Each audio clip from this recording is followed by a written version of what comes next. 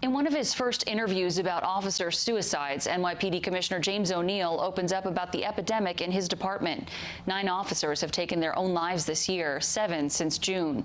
The commissioner sat down with CBSN New York's Jessica Moore to explain what's being done to help officers and how the department still needs to improve.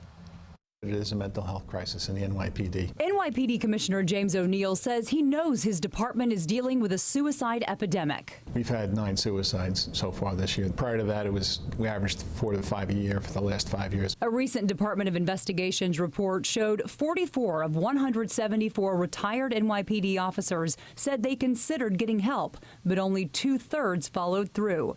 Families tell me there's fear among the rank and file. If they show weakness in their mind, vulnerability, that they're going to be branded, that they're going to be thought of as less than. How do you combat that? How do you work around that? It's difficult for people to come forward, especially if you're in crisis.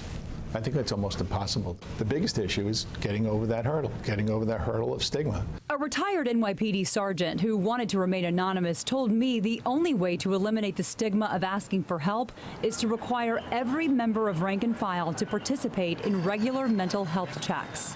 Is that something that you would consider? Yeah, I would. That's a great suggestion. And we're not, obviously we don't have all the answers within the department. But O'Neill says the department is taking major steps to enhance its mental health services, recently launching an upgraded peer-to-peer support system, which will place 1 to 3 peer counselors in each command, providing anonymous help 24/7. Does the NYPD have a credibility problem when it comes to managing officers' mental health? I don't think it's a credibility problem. I think it's the biggest thing that we're dealing with is that stigma of coming forward.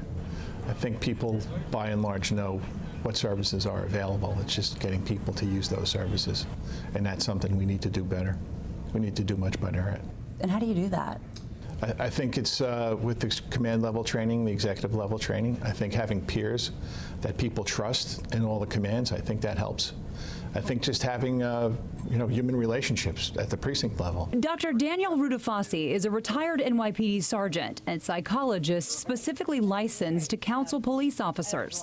He says recent events like officers doused with water and disrespected in the streets leave many feeling unsupported and vulnerable. Offices made to be lesser than, the police commissioner or those in top brass have to say no.